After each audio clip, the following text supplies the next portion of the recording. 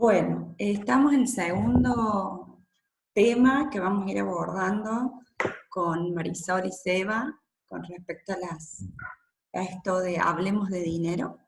La idea es hablar y trabajar hoy el tema de los mandatos limitantes y de cómo trascenderlos. Decimos que es arrojar luz a la sombra del dinero, porque tiene que ver con poder hacer consciente aquello que hemos... aquellas ideas que hemos conectado, aquellas ideas, emociones que hemos conectado con el dinero para poder revisar esas creencias y mandatos limitantes y poder ver cómo están actuando en nuestro cotidiano, digamos. Básicamente, esto de los mandatos limitantes y las creencias limitantes tiene que ver con que todos de alguna manera a lo largo de nuestra historia vamos construyendo y le vamos cargando, es como si la palabra dinero estuviera en el centro y nosotros en el medio le fuéramos cargando un montón de cosas que como imanes se conectan con el dinero y el tener dinero y el poseer dinero. Y que no necesariamente son sintónicas entre sí, a veces hasta contrarias o contradictorias. A eso yo le llamo creencias limitantes. Esas creencias limitantes se configuran a partir o sea, son verdades o sentencias o afirmaciones que sostienen nuestra mirada sobre el dinero, pero que no son tan conscientes en nosotros. Las podemos dilucidar por posturas, por comentarios, y en muchos casos el dinero es como un lugar en donde se ve una creencia más de fondo. Por ejemplo, si yo tengo la creencia de que no valgo mucho, ¿no? Es una creencia general que impacta en el dinero, pero impacta en la relación de pareja, impacta en un montón de cuestiones. Si yo tengo, por ejemplo, una cosa que yo comencé a observar en mi comportamiento, por eso digo, son construcciones del lenguaje que rigen nuestro comportamiento.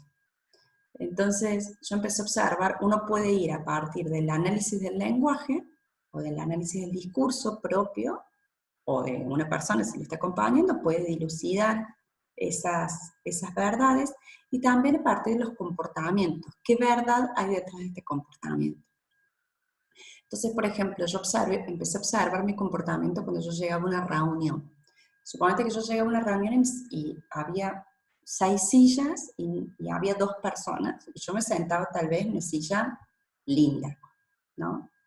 Pero si llegaba más gente, yo me iba corriendo de la silla linda, o ya de una, cuando llegaba, me sentaba en la silla más chiquita que había, más en el costadito, para dejarle las sillas mejores a otros.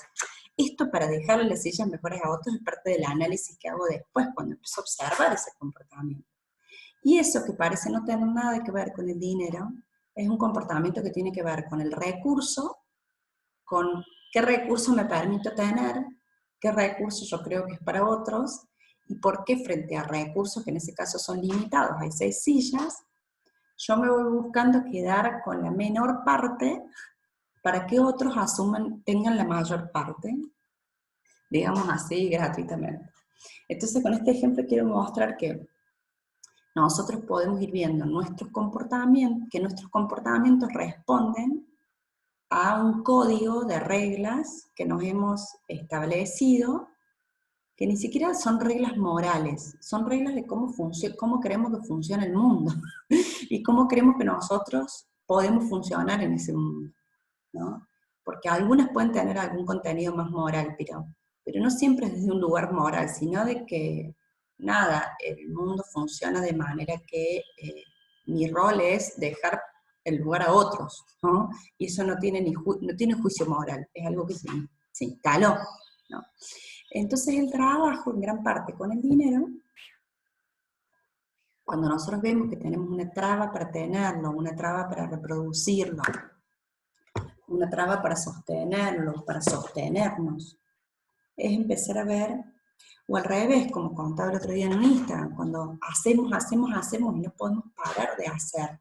Y a lo mejor no somos felices haciendo dinero y generando más empresa y generando más, bueno, no somos, digamos, ya es suficiente y podemos dedicarnos a lo que nos queremos dedicar, ¿sí? Pero no podemos parar esta sed que se conecta con lo que conversamos con Marisol.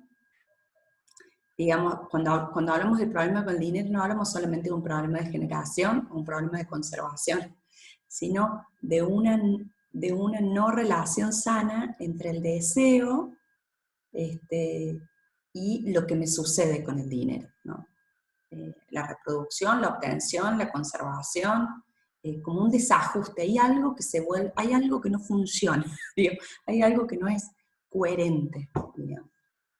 Entonces ahí hay que ir a ver qué creencias se han instalado, que de vuelta, las creencias, esto estuvo muy buena esta distinción que salió Marisol el otro día con vos, perdón, con Seba, que las creencias, también con vos, porque en el comentario que vos hiciste, las creencias es algo que yo armé, los mandatos es lo que me dijeron, lo que escuché, pero que yo lo convertí en creencia, ¿sí? Por eso, frente a un mismo padre que a lo mejor repite una manera de ver las cosas, un hijo forma una creencia y otro forma otra, ¿no? ¿Cómo se forman estas creencias? Algunas cosas son esto lo que escuché. Entonces yo puedo ir a reconstruir. ¿Qué es lo que yo escuché? ¿Sobre qué? ¿Sobre el dinero? No solo sobre el dinero. ¿Qué escuché sobre el dinero? ¿Qué escuché sobre el trabajo?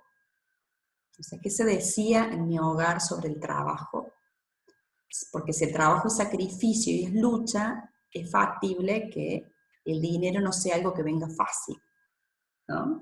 Entonces, sobre el dinero, sobre el trabajo, sobre los ricos. ¿Cuál era el discurso sobre el que tiene dinero? El tío rico, ¿no? El tío rico tacaño, entonces, el que tiene porque el vecino que cambiaba el auto, ¿qué se dice sobre el que tiene o manifiesta movimientos económicos? ¿Qué se dice sobre el éxito? Sobre el que tiene éxito económico. ¿Qué se dice sobre el que emprende? Por ejemplo, yo recuerdo ir en el auto con mi mamá y que abriera un negocio nuevo y mi mamá decía, pobre, se van a fundir, ¿no? Entonces el que arriesga, el que es pobre, se va a fundir, ¿no? Entonces no es solo. Y después, ¿qué mirada había sobre la pobreza? ¿No? Sobre el no tener dinero, ¿no? También, eso es desde el discurso. Después desde la acción, ¿qué pasaba frente al pobre? ¿Qué pasaba frente al rico? ¿Qué pasaba frente al otro? Es muy importante observar cómo era el funcionamiento de consumo de mi casa, porque eso marca, estableció creencias de valor, estableció qué sí es importante y qué no es importante como decisión de compra, y determina también en qué se podía gastar y en qué no se podía gastar. ¿Qué estaba bien? Por ejemplo, en mi casa cambiar el auto era una estupidez. Y que alguien cambiara el auto y no pusiera pisos en la casa era una cosa, ¿sí? O gastar en estética, ¿no? Era algo superfluo, ¿no? Y, bueno, ¿dónde está esto de comprar la oferta o la cosa de calidad? Todos esos comportamientos de consumo nos determinan y configuran creencias. Todo el comportamiento frente a la persona que venía a pagar, el comportamiento frente al pasar y los dichos en relación al pagar, cómo se pagaban los impuestos, los servicios, cuando se cortaban o antes, había previsión, no había previsión, cómo era el sistema de abastecimiento de mi hogar. Todo eso son de donde viene la conformación de nuestras creencias, los regalos. Cuando se celebraba algo, cuando se regalaba algo, ¿desde dónde era?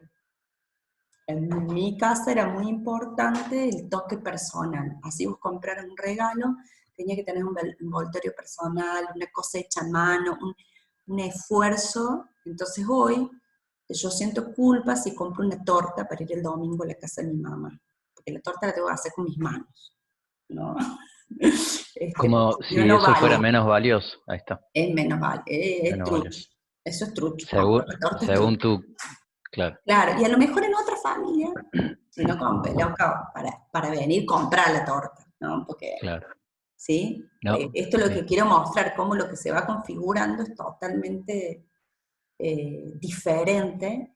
También es sumamente interesante cómo cuando nos unimos a otra persona, cuando formamos pareja, vienen estas cosas tan que te parecen tontas, pero tan diferentes en estos detalles, ¿no? Y ahí empiezas a ver cuán cerrado estás en un patrón de creencias, ¿no? Eh, Cuando hablabas me resonaba la palabra prioridades.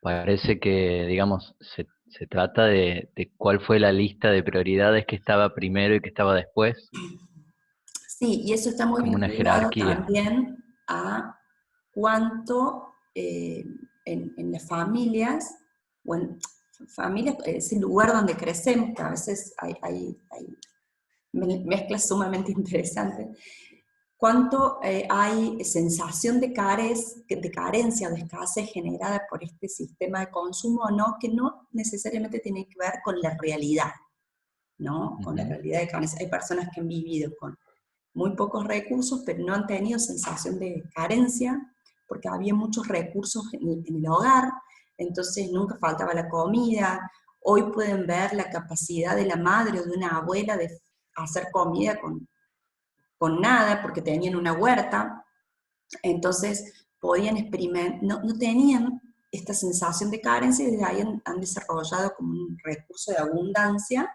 sin demasiado recurso económico, y hay otros lugares donde teniendo los recursos la sensación era de carencia.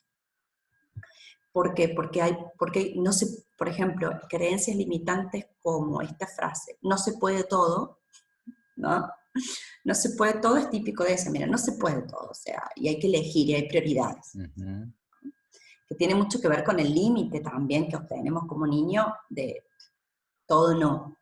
Y hay casas o contextos en donde todo lo que yo quiero está disponible de una manera que no es esta de por ahí de la abundancia, sino más desde el tapón, más vinculado a lo que trabajábamos con Marisol, o sea, se desplaza la abundancia afectiva o emocional o de contacto eh, por abundancia de cosas que taponan mi necesidad.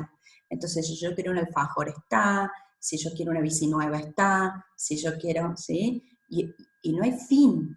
Y cuando los chicos muy temprano incorporan este no fin, este no freno, se vuelven voraces de consumo y a lo mejor también voraces en el trabajo para poder darse todo el tiempo Ujú. la seguridad de obtener lo que necesitan. Esto está más conectado a lo que Eso, hablamos con Marisol. eso tampoco es abundancia en ese sentido, digamos. O sea, como es una forma de escasez de voraz, digamos así, Claro, porque de, nunca se sacia el de tema. taponeo.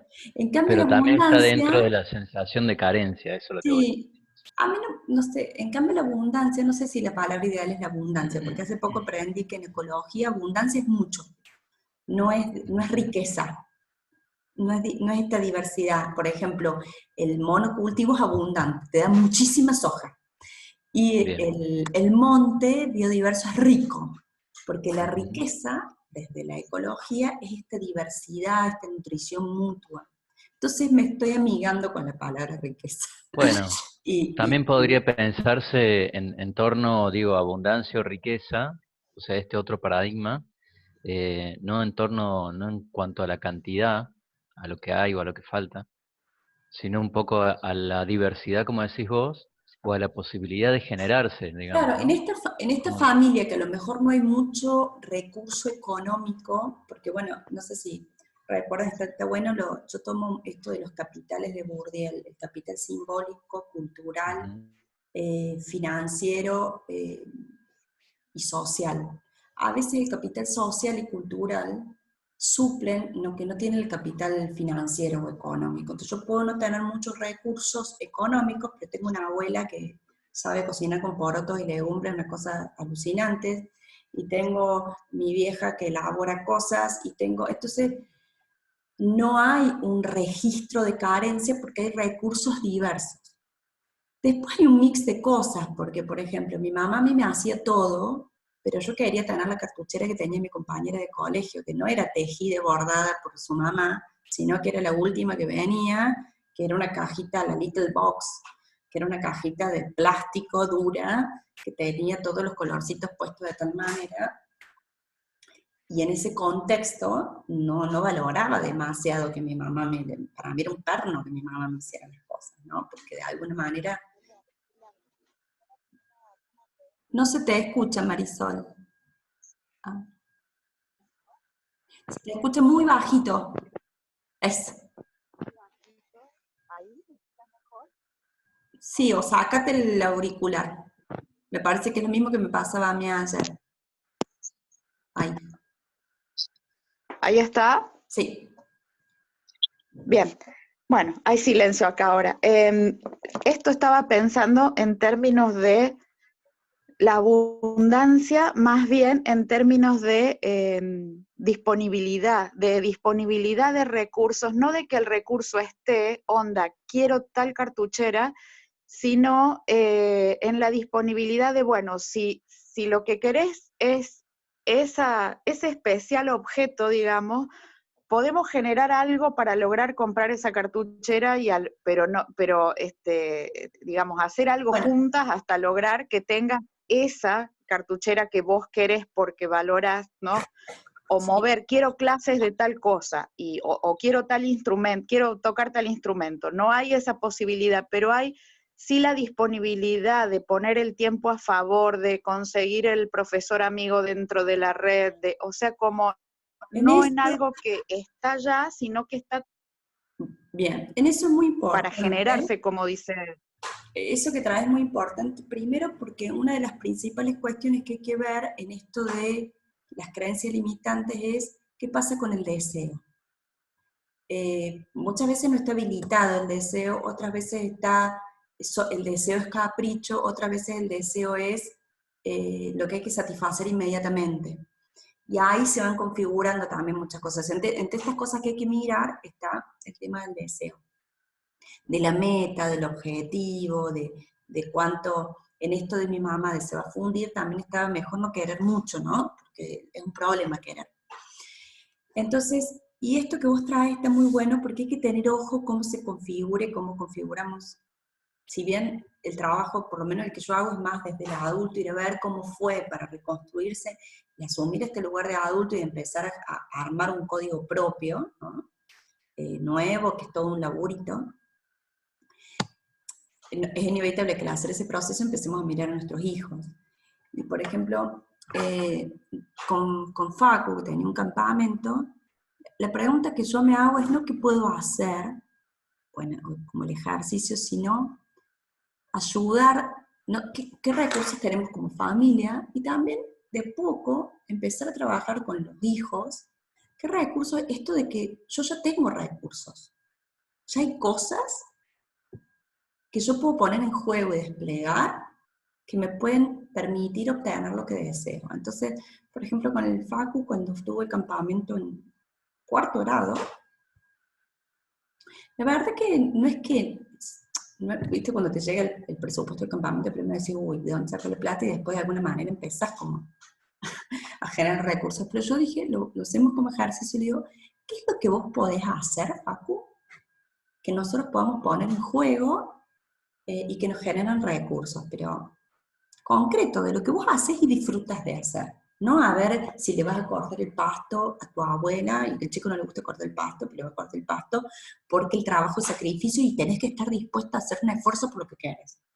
Para mí el cambio de paradigma fue, ¿qué te gusta hacer? Que a vos te sale fácil y que vos te sentás con placer a hacerlo y que a otro le puede interesar y con eso pagarnos el campamento. Para mí eso era lo verdaderamente revolucionario, ¿no? No a ver qué esfuerzo podés hacer para hacer lo que vos querés, sino cómo podés poner en juego tu talento, ¿no? Y me acuerdo que, bueno, a él le gusta dibujar muchísimo, y a mí se me ocurrió comprar imán, una base de imán, y bueno, él hacía dibujos, y los recortábamos, los pegábamos sobre imanes, Y vendimos imanes, vendimos un montón de imanes dibujados por Facu, digamos. Y estuvo bueno eso. Después hay 1000 cosas para pulir, ¿no? De la voluntad, de bueno, ahí se lo dibujo, hay que cortarlo, hay una parte siempre que implica como este esfuerzo, pero es un esfuerzo direccionado, digamos, como que potencia lo que es ese complacer, ¿no? Un esfuerzo al centro, digamos. Eso que vos decís, esfuerzo es en verdad, digamos, esta es la energía, esto es energía, es ponerle amor, es ponerle tiempo, es esta disponibilidad y esta posibilidad de ponerlo a favor, que también, como también ha de ser necesario revisar esto como dónde estoy poniendo mi energía, porque muchas veces, viste que el discurso de uno dice una cosa y su energía está haciendo otra cosa, está alimentando otra cosa. Entonces, Sí. ¿a dónde va a parar la energía, digamos? Mis acciones, nosotros en la escuela de crianza trabajamos siempre con esa frase, ¿la acción riega mi quinta o riega la quinta del vecino? Bueno, ¿Qué es esto que hago? ¿Para dónde? fíjate, con eso, para reconectar con creencias limitantes, una creencia para mí, estas creencias de esfuerzo, de que el valor es el esfuerzo, tienden a un mal uso de la energía, y después, yo me río porque Nacho a veces le dice a Facundo, sos la ley del menor esfuerzo. Y yo le digo, esta ley está buenísima, ¿no? Pero en realidad en el conjunto de creencias limitantes como que es algo malo, ¿no? Esto de ser la ley del menor esfuerzo. Y yo le digo, no hay mejor ley, o sea, es una ley perfecta, o sea, no hagas más esfuerzo del necesario, porque ese es el gran problema, sobreesforzamos. Muchas veces. Sobreesforzamos, sobreexplotamos, está todo conectado a lo mismo. Y eso está relacionado con la matriz patriarcal, digamos, como en este lugar de la energía masculina de la potencia, de ir, como nunca poder, Y eso, también, y también, Marisol, me parece que está conectado con esto también que hablamos con vos de la sensación de no ser suficiente. Como yo no soy suficiente, tengo que dar más. El otro día hablaba con una chica que me mostró un programa de una formación que quiere dar, ¿no? Y yo lo leí y me mareé de cantidad de cosas. Y digo, mira, la sensación que me da, o sea, que me dan ganas de hacerlo, pero después digo, ay no, un encuentro virtual, un encuentro grupal, un encuentro presencial, más una actividad de no sé qué cosa, más. Digo, me parece, fíjate, que quieres dar mucho. ¿Por qué? Porque la sensación de que el otro le va a parecer poco. ¿Por qué? Porque a ella le apasiona el tema, resulta fácil, le gusta, entonces le quiere dar todo lo que tiene porque le cuesta cobrarlo. Entonces, si voy a cobrar esto, ¿qué más le puedo dar? ¿Y qué más le puedo dar? ¿Y qué más le puedo dar? Porque me siento, porque no es suficiente, porque ahí de vuelta, creencias limitantes, porque lo que es fácil, lo que disfruto, no vale, porque lo que vale es el esfuerzo, de vuelta. Ahí es el está, taller del que salís empachado, ¿viste? Y que el ahí otro no le sirve está, porque lo tapaste. Sí, Seba, me perdón. parece que no, está bien. Digo, me parece que se cruza ahí la creencia limitante en torno al valor con algo moral, ¿no? Con un adjetivo moral. Es que Esto, muchas moral son, por eso decía, muchas son morales, otras no.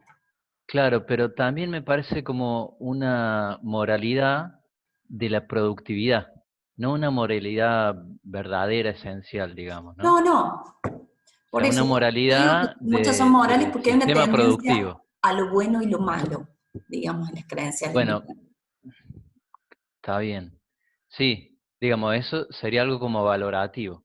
Lo bueno tiene valor, lo malo no Bueno, tiene pero valor. sí, pero después está lo virtuoso, sería lo moralmente deseable, o dentro de lo bueno, esto que es más eh, como superior o virtuoso, no sé si a eso te referís con moral.